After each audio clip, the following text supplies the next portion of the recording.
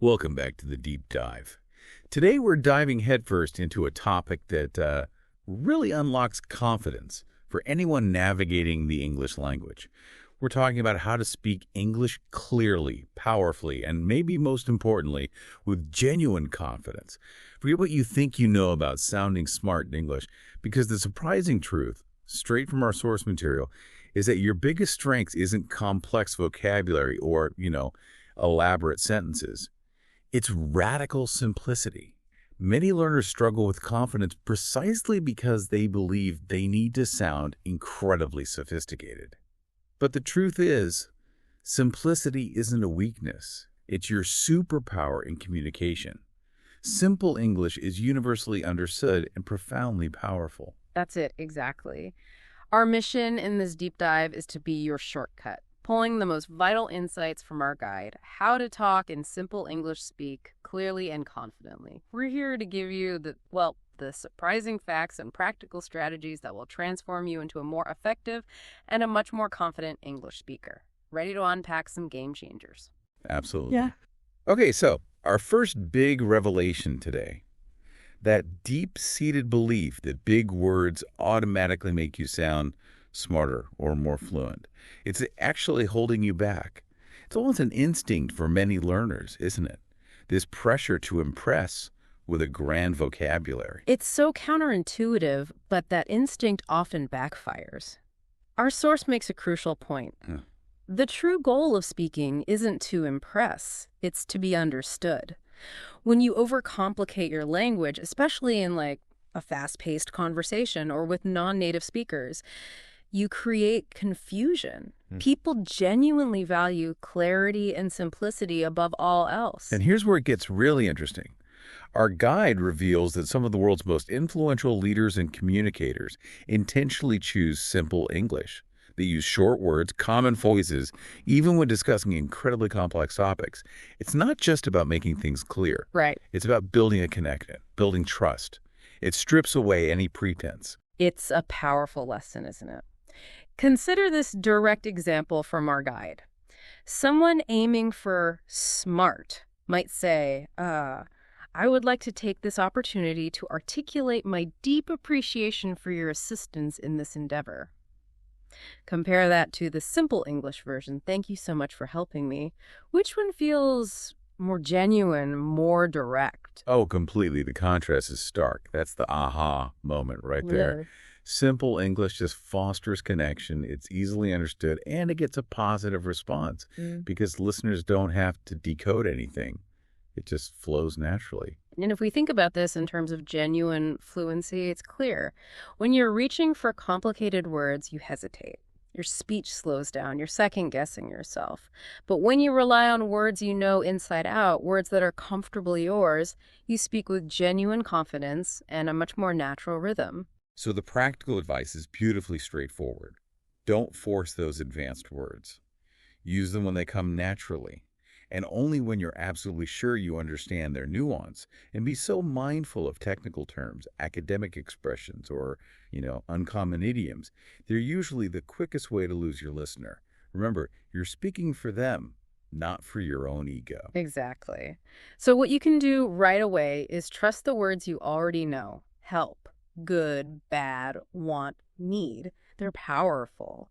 Focus on your core message and challenge yourself to say it in one sentence or using the shortest words possible. And here's a great tip.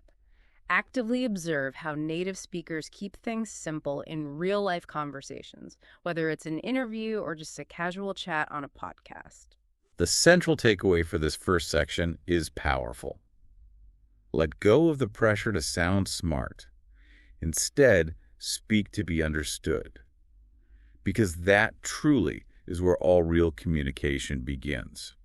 So we've talked about simplicity in words, but what about in structure?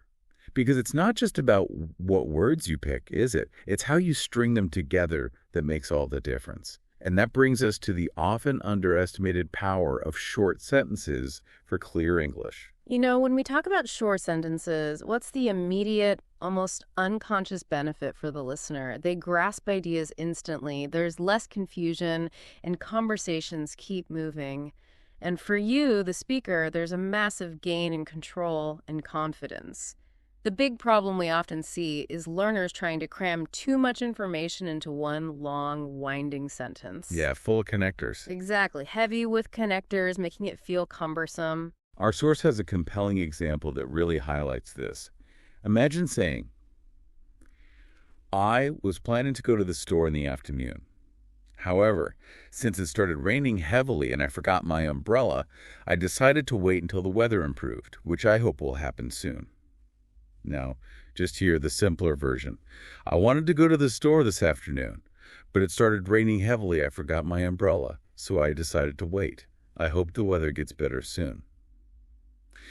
The difference in mental effort for the listener is night and day. It feels better, doesn't it? It's because delivering information step by step, one idea at a time, is the secret to highly effective communication. And no, it doesn't sound childish. It's direct, it's punchy, much like how journalists write headlines for instant comprehension. People remember clear ideas, not complex grammatical structures. And the benefits for you, the speaker, are truly immense. Short sentences give you time to breathe, to think, and to self-correct. They're like a built-in safety net, preventing confusion and drastically reducing grammar mistakes. Plus, they create a natural, steady rhythm that's much easier for listeners to follow, almost like the beat in a song. A simple, practical exercise from the guide is to pick a topic, say, my weekend, and write 5 short sentences about it. Then read them aloud, like, I stayed home this weekend. I cleaned my room. I watched 2 movies. I cooked pasta. It was relaxing. This builds confidence in building those basic structures. You can always combine them later, but start simple. And in real conversations, it means responding with one idea first, then expanding only if you're prompted. So if someone asks, what do you do in your free time? You can say, I read books. I also watch English videos. You don't have to give your entire biography in one breath. When we look at the bigger picture, short sentences are your communication allies for 5 core reasons. They're easier to say, easier to understand, they slash grammar mistakes, they make your ideas memorable, and they genuinely build your confidence. So if you ever find yourself struggling, just remember this simple mantra: say less, but say it clearly. Short sentences are truly your best friends in English. Okay, let's talk about a common pitfall that often leads to stiff, nervous speech. Treating every English conversation like it's a formal exam. I've certainly felt that pressure before. It's so relatable, and the simple yet profound solution the source offers is to speak like you're talking to a friend. This instantly shifts your focus from achieving perfection to making a genuine connection. It allows for relaxed, natural words, pauses, even a little laughter, just like you would in your native language. It's about letting the conversation breathe. The impact of this mindset is truly incredible. It genuinely transforms your tone, making it warmer, smoother, and instantly more confident.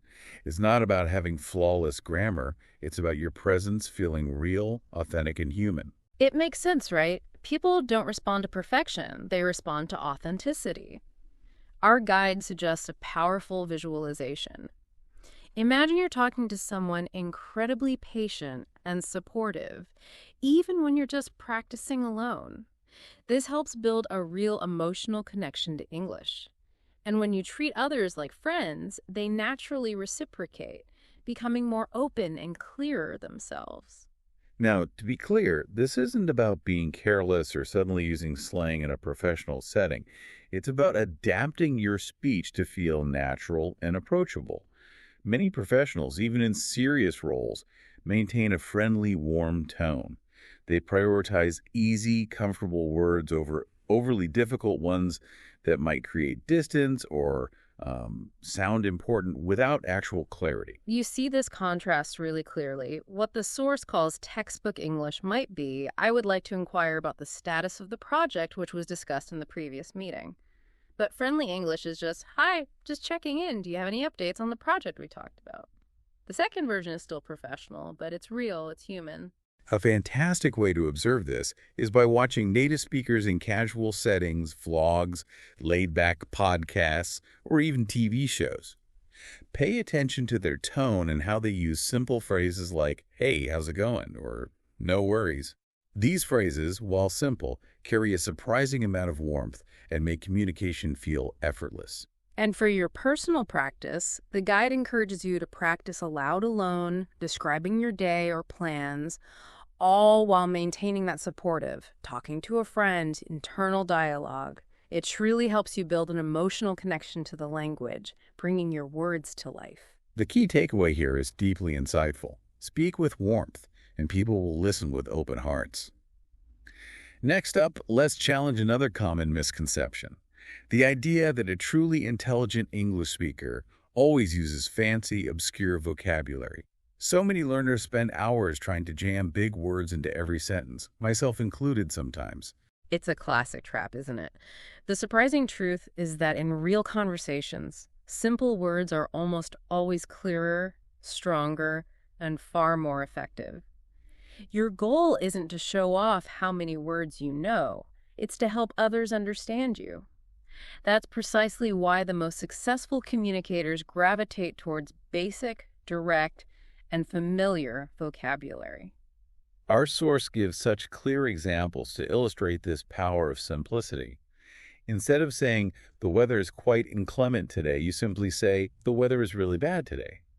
Or rather than, "I am currently experiencing significant difficulties with time management," just say, "I'm having trouble managing my time." Mm-hmm. The simpler versions are undeniably more natural and critically more understandable. And here's why that simplicity is so powerful. Simple words aren't less impactful. They're often more impactful because they're memorable, they create strong, immediate images, and they connect with listeners instantly. Native speakers naturally prefer strong, short words in everyday speech. Think, "let's fix it," or "he's a good guy." These are direct, carry emotion, and are understood without a second thought. So here's a clear guideline. If you wouldn't say it to a close friend in your native language, then don't force it in English. Words like utilize, commence, or subsequently are generally reserved for very formal, specific settings. You know, it's interesting. Using overly formal language can actually create an emotional distance. Consider, "I would like to express my sincerest appreciation for your continued support." While grammatically correct, it feels less personal than, "Thanks so much for always being there for me." The simpler version genuinely builds trust. For practical improvement, try building a personal list of strong, simple foundation words, things like help, try, easy, hard, and so on. Then consciously practice replacing complicated words in your writing or speech with those simpler ones. For example, turn "the project's outcome exceeded initial expectations" into "the project went better than we thought." Same meaning, clearer delivery, more natural. The ultimate goal here isn't to look smart. It's to be heard. It's to connect. Focus on the words that truly work to achieve that connection. Let's unpack another common struggle for English learners. Trying to build every single sentence from scratch, every single time. It's exhausting, right? And it often leads to hesitation and immense frustration. It truly is exhausting. But here's the secret weapon of fluent speakers. They don't reinvent the wheel. They rely heavily on common phrases, expressions, and established sentence patterns. This means they're not constructing every thought from zero. They're pulling from a vast toolbox of readily available, pre-built linguistic units. Our source gives us some fantastic examples of these simple, repeatable phrases, the workhorses of everyday English. I'm not sure, but yeah, that sounds interesting. Let me think about it. Okay, can you help me with this? These are conversational shortcuts that make you sound incredibly natural. And it makes you so much more efficient.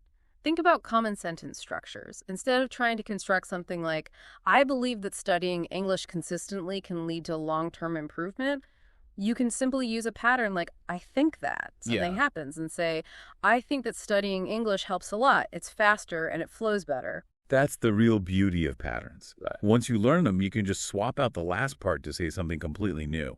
Like with, "I don't really like steak," you can say, "I don't really like spicy food," or "I don't really like working late."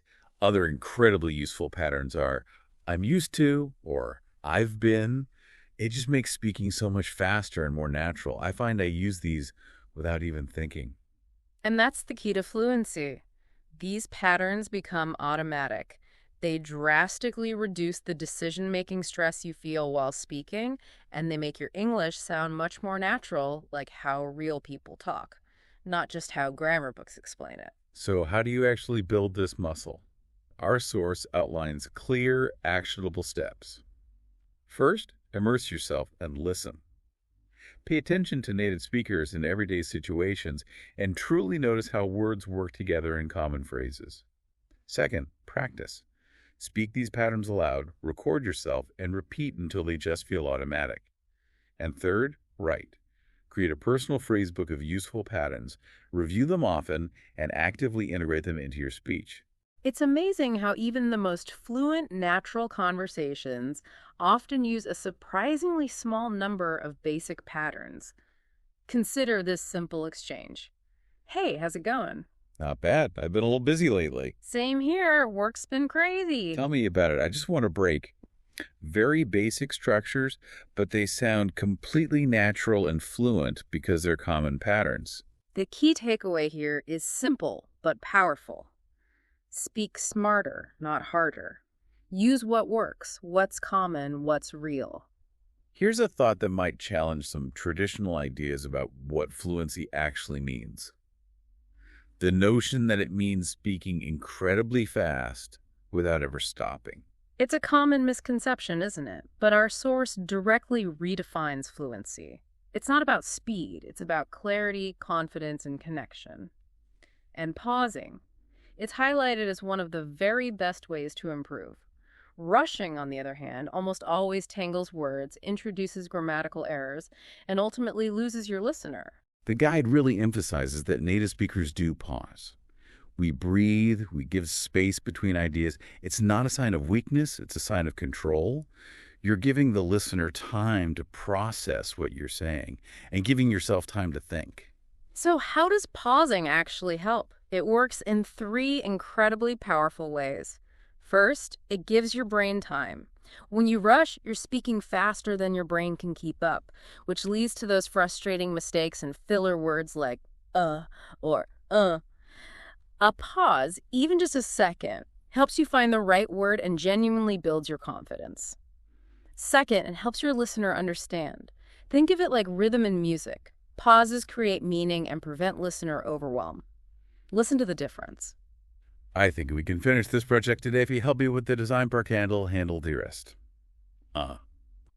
Now, with pausing, I think we can finish this project today if you help me with the design part, and I'll handle the rest. The clarity is dramatically improved. That's such a clear demonstration. And the third way pausing helps is by giving you control. It shows you're not just scrambling to get words out, you're leading the conversation. And that makes you appear much more confident, even if you're still a learner. To put this into practice, the source advises reading aloud slowly, making sure to pause after sentences and even after key ideas within a sentence. Then, when you're speaking spontaneously, make a conscious effort not to rush to fill every silence. Let silence be a powerful tool in your conversational arsenal. It's really insightful to observe interviews or TED Talks. Watch how skilled speakers use pauses for impact, to transition between topics, or to convey emotion. Pauses make speech sound human and authentic, not robotic. And some practical tips. Actively try to replace filler words with silence. Use those pauses to take a breath and reset your thoughts. And if you can, practice with a friend. It helps you get comfortable with that new, slower rhythm. The reassurance from our guide is clear and comforting.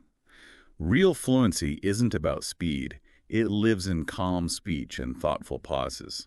So remember, slow down, say one idea at a time, pause, let your words breathe. Now let's talk about the pressure many learners feel to over-explain things in English, which ironically often leads to more confusion than clarity. It's a common instinct to define everything, but is there a more powerful approach? Our source says yes. Use examples. Examples clarify a meaning without needing to define every single word.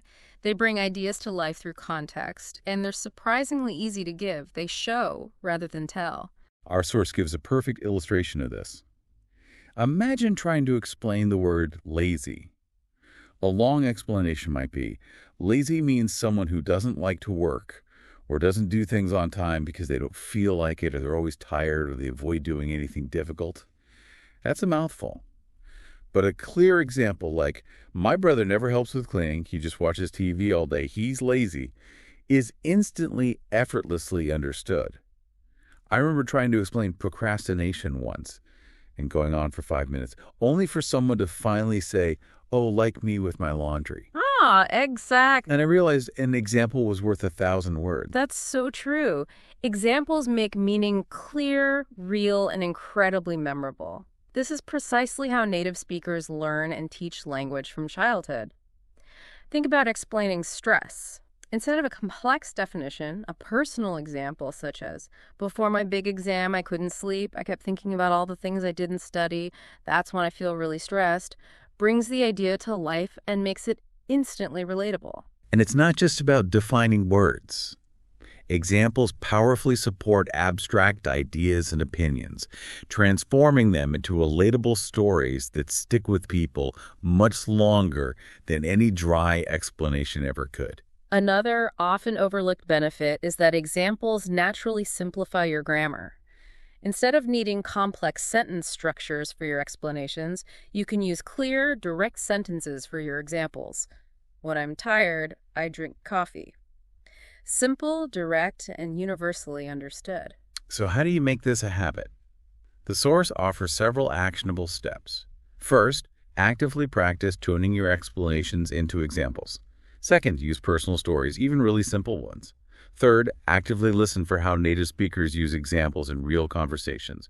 You'll hear common phrases like, for example, or like the other day. And finally, build your own small library of personal examples for common ideas. The key is to truly think like a storyteller. Always ask yourself, can I show this instead of just explaining it? The impactful takeaway here is crucial. Examples are the bridge between language and understanding. And when people understand you, you build trust. Let's talk about what our source identifies as a major, persistent barrier to fluency. Translating every single sentence from your native language in your head before you speak it in English. It's a huge hurdle. And what's interesting are the ripple effects it causes. Slow speech, incorrect grammar because you're forcing one language's structure onto another, strange word order, and a significant lack of confidence. Translation is rarely exact because each language has its own unique rhythm, its own unique way of thinking and structuring ideas. Thinking directly in English is what builds natural-sounding sentences and enables much faster, more confident responses. Our source uses a great analogy for this. Translation is like trying to run a race, but stopping at every single step to switch shoes. Thinking directly in English, however, is flowing smoothly, just gliding. You're not stopping, you're not questioning every word, you're just moving. So the natural question then is, how do you train this muscle? The guide offers a clear, step-by-step approach. Start small. Just name objects around you: an English chair, window. Then move to simple thoughts like, I'm hungry, or it's cold today. Next, narrate your simple actions, either aloud or in your head. Brushing my teeth. Ask and answer basic questions with yourself like, what time is it? Don't worry about mistakes. The goal is flow, not perfection. Crucially, immerse yourself. Surround yourself with English by listening to podcasts, watching shows, reading books. And finally, challenge yourself to stop translating, even when you write. Just write directly in English, no matter how simple. This process so clearly illustrates the growth, doesn't it? From that early stage where you think in your native language, translate, and then speak slowly, to a later stage where you think directly in English and speak smoothly, confidently, and naturally. And thinking about its impact on real conversation, thinking in English is what enables those true, real-time responses. In the moment, there's simply no time to translate everything. The faster you can process and form thoughts directly in English, the more naturally you can listen, understand, and respond. That's what real fluency truly feels like. So the encouraging thought here is this. Let your thoughts walk in English before they run, because when your mind speaks English, your mouth will follow. Let's shift gears to an often overlooked yet incredibly powerful skill in English conversations, the art of asking questions. So many learners focus almost exclusively on giving answers. It's a fascinating area because questions do far more than just get information. They keep conversations alive, they show genuine interest, and they build connections. When you ask questions, speaking feels much less like a test and much more like a friendly, two-way exchange. Most learners concentrate solely on formulating perfect answers, but real conversations are a dialogue, a dance. And there are powerful advantages to asking questions. First, it buys you time. If you're nervous or unsure what to say, asking a question shifts the attention, give you a precious moment to relax and plan your next thought. Second, it shows you care, which is a massive trust builder. And third, it's a brilliant way to learn, exposing you to new vocabulary and structures directly from real, living conversations. So how do you ask simple, natural questions? Start with the absolute basics. Who, what, when, where, why, how. For example, what do you like to do on weekends? Simple yes/no questions like, do you like coffee, are also incredibly effective. Just remember that rising intonation and always use follow-up questions to show you're truly listening, like asking what kind of books do you like if someone mentions they read. And critically, don't be afraid to ask for clarification if you don't understand something. What does that mean? Is a perfectly acceptable, common question. For practical application, try a simple challenge. Ask at least 2 questions when you meet someone new. Even when you're alone, practice asking yourself questions and then answering them out loud. It builds the habit. If we think about the bigger picture of conversation, questions are what balance speaking and listening. They drastically reduce that fear of awkward silence, and they naturally guide the conversation forward. Conversations aren't tests, they're shared journeys, and questions are your compass. Our source beautifully summarizes the effective use of questions. Use basic words, yes, no, follow up, clarify, practice daily, and always strive to balance the conversation. The core idea here is so profound. Talking is not just about speaking. It's about listening, responding, and engaging. Questions are the bridge that connects all these parts. Finally, we're confronting a major reason many learners feel utterly stuck. Practicing English only internally without ever taking the leap into real-life interaction. It's a huge hurdle to overcome, and what's interesting is the critical importance of real-life practice. Language is a living, breathing thing. It adapts to context, to emotions, and to the people you're speaking with. No textbook, no app can truly prepare you for unexpected moments, for slang, for nuances, or for quick, natural responses. Real interaction provides immediate feedback on tone, body language, and cultural context, leading to dramatically faster improvement. And while those common fears are totally valid, like making mistakes or sounding silly, our source really emphasizes that genuinely confident speakers take the risk anyway. They understand that putting their English out there is the only way to truly grow.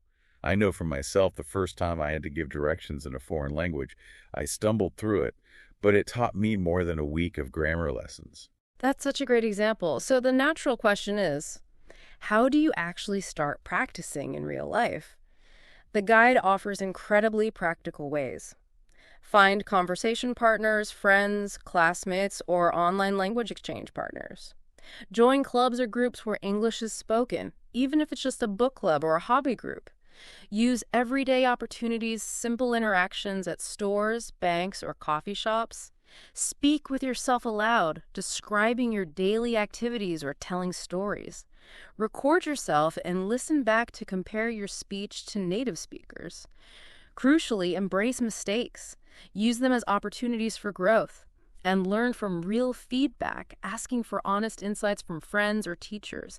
Set realistic, achievable goals, starting small. Real-life practice teaches so many crucial skills beyond just grammar. It teaches you how to handle misunderstandings, how to ask for repetition, how to smoothly change topics, how to use gestures, and how to actively listen. These are skills rarely found in books, but they are absolutely essential for real conversation. When we think about the bigger picture, language is fundamentally a tool for human connection. The more you use it with real people in real situations, the stronger and more natural your skills become. So the call to action is clear and empowering. Practice in real life, make mistakes, learn, grow. As we wrap up this deep dive, the powerful core idea we've explored today is truly transformative. Speaking simple English is the absolute key to confident communication. You really don't need to know every complicated word or speak perfectly without a single mistake to be deeply understood and to genuinely connect with others. What truly matters is clarity, connection, and the courage to simply speak. And if we quickly recap the 10 core ideas that will unlock this for you, first, speak to be understood, not to sound smart. Second, use short sentences. Third, talk like you're chatting with a friend. Fourth, choose strong, simple words. Fifth, use common phrases and patterns. Sixth, pause more. Seventh, show meaning with examples, not explanations. Eighth, think directly in English. Ninth, ask more questions. And finally, practice in real life. The ultimate benefit for you, our listener, is immense. Applying these steps builds genuine confidence. They transform English from what might feel like a daunting barrier into a powerful tool and a beautiful bridge to new people, new opportunities, and entirely new experiences. Your English journey is unique, and remember, every single step forward is progress. So we leave you with this to ponder. What is one simple change you can make today to speak English more confidently in your daily life? We encourage you to ponder that question and start applying these incredible insights. Thank you for diving deep with us today.